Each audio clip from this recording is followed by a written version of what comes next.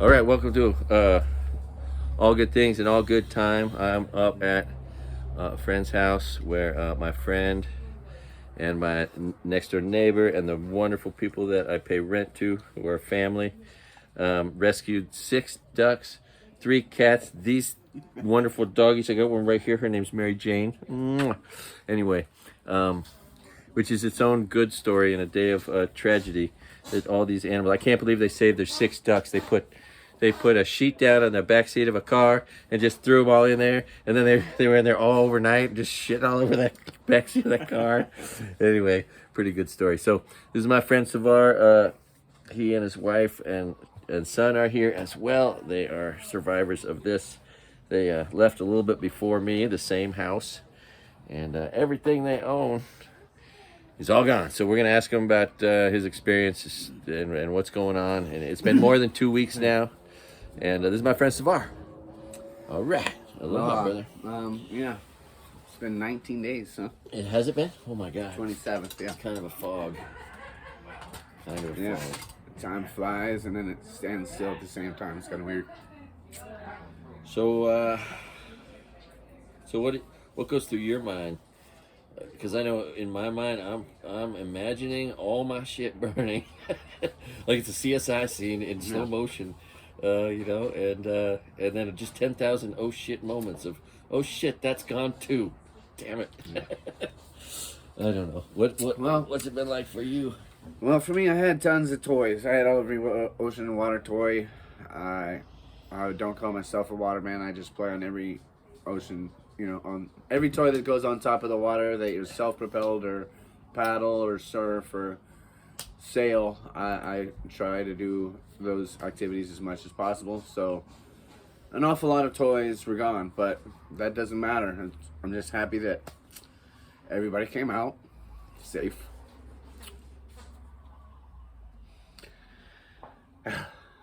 It just sucks that everything is gone. Like, stuff can be replaced. But, a whole town can't. And that's the painful part. And this is a small town, with community ties. Multi-generational. So, in that sense, I'm lucky. Because on this island, I grew up on the east side of the island. Past till I was 21. I met my wife up country, and she lived over in Lahaina, and then in the pursuit of love, I chased my wife over to Lahaina, started working out of the harbor on boats, and just continued my passion for ocean activities and for my wife. Yeah, we lived at a house where I met a lot of these folks, other folks that you're gonna probably see in interviews later. Spud and Lauren, the person whose house we're graciously being hosted by right now. That's Lauren Thomas. The other guy is Spud, Jeffrey Lenhart. Yeah. And then this whole thing, it's like, when it first started happening, well, when the windstorm first started happening, I should say, me and the family went down to the beach on our cruiser bikes, and at about 11 o'clock or so in the morning, I believe before the fire started, or at least the big fire started, obviously. And we just went down there just to check it out, just to go see, because there was nothing new, because the power was out and everything, and then we wanted to see how bad it was. I came back, and they were blocking off the street right there, the lower highway, right in front of our house, and I saw as we were going by, I saw that there was 2 power lines going. I stopped by and talked story with the guy who was guarding it, the worker guy. And I was like, wow, man, 2 poles knocked down. And he just laughed. He's like, oh, there's 15 down between here and Laniapoko. For those who don't know, it's only like a mile and a half from where my house was. 15 poles just in that area. So I was like, oh, so nobody's going anywhere. There's not going to be any electricity. He's like, oh, no. So I go home. I try to start up my generator because we thought we were prepared for emergencies. We had food kits. We had generators. We had stuff. We had 2 burners. Yeah. But when you're hunkering down for a windstorm and a hurricane type situation, it's not where you're supposed to be on the road and going and doing things. But then we came back, and after he told us that, I was like, I went back, started up the generators. Like, all right, I need to get power. I'm so very old school. I don't even have a cell phone, or I didn't. I do now. I've been forced to have to try to use this technology, which I don't have, any previous experience with, which is, not good for me or easy for me. I'm old school. I'm finny. Yeah. Well, I turned 50 just a week after the fire. What a birthday that was. Anyway. So at 11, I tried to start up the generator, and it was starting up, and it was working good. Got all the food, so I was like, all right, we gotta survive. Make sure we got food and stuff and supplies, so everybody has that. When we come out of this little, couple days, I figured it'd take to restore all the power and stuff. Especially now in Miko. I'm not gonna go there yet, but anyway, so the generator starts not working good. We run through all the procedures. Turns out it's a little low on oil. Of course, it's SAE 55 and or 5-weight and whatever, and so we don't have any of that. But this great friend of mine, Barakiahi fireman Stephen Barakiahi, he lost all his family, they lost all their home, all their boats, all their stuff. Great guy. He's probably still working right now. Anyway, so I go over to his house because I know he'll have that because he's got all that stuff, and so he gives me some oil. Of course, he has it, and so then I go back home and I start off, and so I get some electricity, and so that way for me I can use my phone, and I start calling people, checking on them. I call my buddy Spud, and we're saying, oh yeah, his stuff's flying off, and things. It's chaos. Oh, it's it's a hurricane type winds, almost chaos. And then some of my stuff, this wall of tools and stuff I have starts falling down on some of my other surf toys and stuff that I had. And so I'm like, oh, I gotta go save this toy. Just reactions in the moment that, of course you can only know in hindsight how stupid this time was spent when I could have been gathering important stuff, but you can't go back in time. So then, like I said, the generator starts not working after a little bit, and after I was able to talk to Spud a little bit, then I started addressing the stuff flying and falling down, and I was all grateful that we had just got our roof fixed last year. Thanks, JP, and Cut Above Roofing. But yeah, that didn't help. I was on the roof, and then that's when I saw all the other stuff flying away, and then I was like, all right, I gotta go. The generator starts falling down, so I go back to Bear's house, and wait, no, the generator. Yeah, then the generator. Oh, that's when I went to Bear's, got the oil. Sorry, it gets a little time confusing. After I went to Bear's, I came home, started the generator. That's right, I already got there. Started using the phone, talking, and then the generator stops working. Or like it's just not working, and so I thought that was, oh no. But I went back to Bear's house because we were up on the roof, like I say, watching the stuff. That's where I was in the story, sorry. Up on the roof, I was watching the stuff fly off, and then I saw the fire, and it was big. This was right about 4 o'clock. At that time, I'm like, oh crap. It looked still like it was up in the town. It wasn't across the highway. And based on from the fire, in 2018, where me and Craig stayed at our house, even though the fire people, they evacuated us, we drove to the back park and I ran through the field, and we came back and we fought the fire. We actually helped stop that fire from spreading and destroying our neighborhood that year. So then I'm like, I get on my bike, like I say, I tell my wife to start gathering important papers, get the pets, and get everything ready, but the roads are all closed. So I told her to get everything stuff and ready that we could put in backpacks, so that if we couldn't drive, we could just fucking run into the fields, sorry the language, so we could just run in the fields and get out with our lives and what we needed to survive. So my wife did that. I went to Bear's house because, like I say, he was a fireman. I stopped on my friend Flo's on the way, told him about the fire because I know he didn't know. He was not in a situation with any kind of power access or internet or anything, so he didn't know. No sirens went off. Of course, I believe everybody knows by this time, they completely failed us in every way, shape, or form. The roads are back. All right, another story, another time. So I go and tell him, and then I go to Bear's house. They're both right around the corner. And Bear hasn't got sent anywhere yet. He's not at work. He's still at home, but he's like, this is not good. He's like, I don't know where they're going to send me, where to start working yet, but he told me to go. He's like, it's going to be really hard, if possible, to stop it. And he was right, of course. So then I went home. Well, no, then I tried to get to my friend Spud's house on bike, and like I said, there was power lines down every freaking where, and so it was very, no cars could get through that. So I went on my bike, and I got to Lahaina, the surf shack. They're right by the school, and there I went right to Front Street and looked down, and all I could see was smoke and fire already. I was like, oh, this isn't good at all. And then I tried to bike home, and even the winds were there. They were swirling so hard, I got pushed backwards on my bike a couple times. I got pushed down once or twice.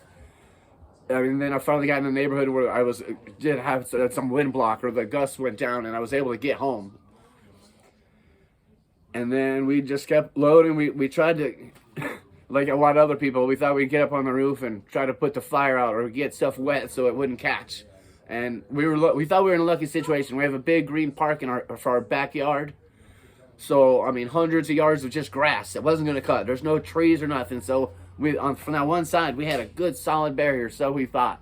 Only 3 houses into a cul-de-sac, so maybe not a chance, man. Everything burned. It was so hot. The winds were so furious. It was, yeah. And then our across the street neighbors and her kid or just her husband stuck in a fire, and another whole story.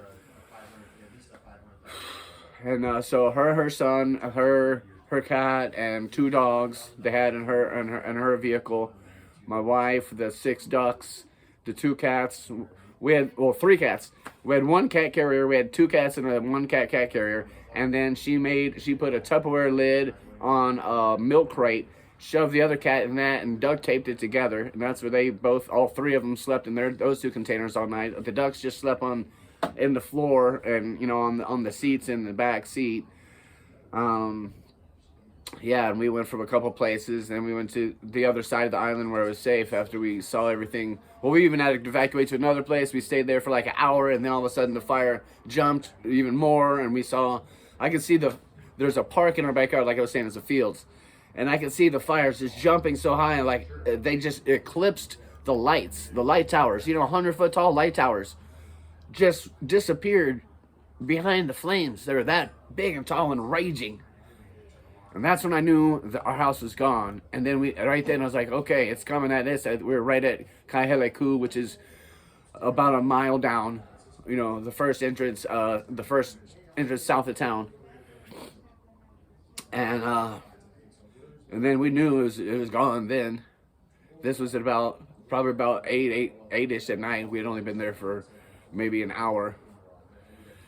Then we packed up the pets and all the things, we let the dogs out at least, and then we put them all back in there, and knew at that point in time that everything was gone. And we went and just take shelter from the wind for about a half hour, and then we're like, what the hell are we doing here? There's gonna be no supplies here. There's gonna be no gas. There's gonna be nothing. So we made that decision, me and the neighbor and my wife and everybody, and then we all took them. And I even forget the guy's name, brother, as friends of Greg and Shannon Lamberts. That's my neighbors, and they took us in that night. And they had 17 people they took in that night. So gracious, to them. I wish I remember their name right now, but a lot of stuff happened really fast, and it still is. So then after that, the place we're at now, I knew this would be a safe spot. I work with these guys; they're great hosts, and but unfortunately, there was even fires up here. So that night, that's why we couldn't come up here. But then at 6 o'clock in the morning the next day, we got alerts on other people did on cell phones. Of course, I didn't have a cell phone at that time, so we had no way. We were just relying on other people, and luckily, since I don't have a cell phone, I probably remembered like 50 numbers in the top of my head, all my good friends and everybody. So thanks to that smartphone right here. Okay. And then I called my buddy Lauren, who we were with, like I was saying earlier, Lauren Thomas, and I called him up at 6 o'clock in the morning after we heard the fires in Kihei were down. And then I called up here. They had said that it was mostly contained up here in Kula, where I'm at, and we came up here. About 7 in the morning, I went up to the hardware store. I had to go get some stuff, some supplies, some 25 feet of cordage and some stuff and some posts so I could make a duck pen. I can't, because they have 2 dogs. One's a 2-month-old, 3-month-old puppy, so he's all crazy. And we got to keep all them separated. And Lauren has 1 dog, and I have 2 dogs, and like I said, I have 3 cats and the 6 ducks. So I have to keep all these things penned and take them out for walks while the dogs are. Yeah, and at some point I was hoping, we'll go for a walk here. Let's go show you what. We'll show you our new living. We got a real nice tent, but that was our escape pod. We'll take a break here. We need to get another beer, and then we'll show you our landing spot and tent living at its finest. You grab me, bro. I'm gonna show them off. All your right, dog. thank you guys. Hey Guinness. Oh, Mary Jane, you're so sweet. Oh, here we should Guinness. at least do this before let's do quick this. shot. This is for the first video. Here, We're about how's to that look? Can you see it? wait. Yeah. No, right. you can. So this is the end of this one, Yeah, but we're if you'd gonna like come to back and help. do another one just a second. Like Thank to help you, this aloha. family who saved That all was these the escape wonderful out. animals. Now we'll show the landing spot. Thank you. All right, where are the ducks? Down here somewhere, yeah? Yeah. You need some slippers, or you can go barefoot, of course. Oh, look, there's the ducks. Yeah, there's the duck pen underneath the avocado tree. Yeah, I'll go barefoot. Then behind the ducks is where I live, in our tent now. Yeah. Me and my wife Should and I let the son. dog come? Yeah, he can come. Come on, Guinness. Let's go, buddy. Yeah, this is the other dog. All right. Oh. Yeah, interesting. So, Oh. so this is the ducks' kiddie pool that they're supposed to use to wash off and stuff, but they're used to a hard or bigger one, and so they're still having a hard time with it. But here's our duck pen. And the Yeah, funny thing is, 6 ducks.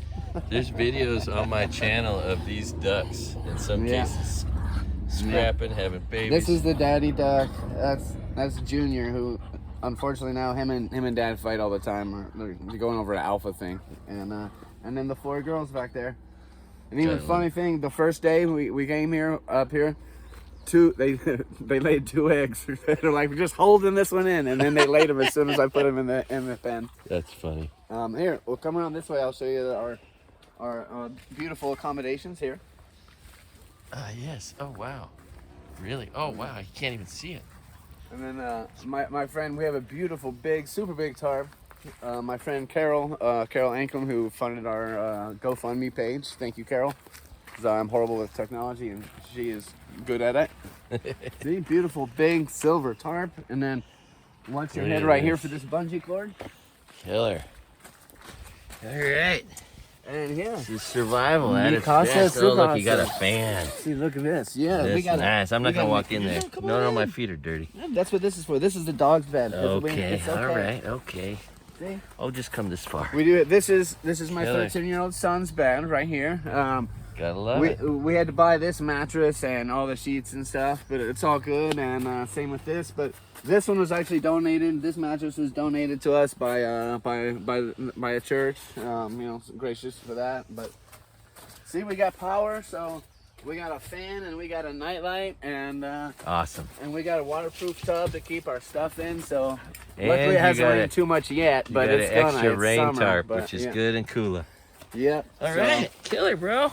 We're moving up in the world. Yes, yes, it's electricity. survival, man. Everyone, We have a kitchen. what do they say? By any means necessary. Survival, baby. It's just a place to lay our head. We got a Oh, kitchen. Mary Jane, you're so beautiful. Yeah, and that's why we're smart. so lucky. So smart and so beautiful. How'd you get like that? So many others don't even have, a tent, and facilities. They don't have a to- car. to bathe and wash and Oh, God, the people that don't have use a the car. restroom, and just Oh, this is so many great. things Great that accommodations. you take for granted that then all of a sudden when this happens to your community, yeah, the simple things you realize this is what really matters. But All right, well, I've been. we're just hoping we can survive. Here's Yeah. how I've been finishing off my videos. All right. I got a new second way to do it too, but it's if you want to be an American patriot, tip 20%. And then the other one is if you're inclined to go do harm or crime, do less. Stay at home. Do nothing. Stay on your couch. I'm always amazed at how much energy it takes to do crime and harm, and where people get it. Like, why not just do less? Anyway, so just use your energy in positive ways, and hopefully positive things will come to you back in return. all right, So, my friend Svar much love Hartman, out there to one everybody. of the best people I'll ever know, and one of the best steersmen in Hawaii.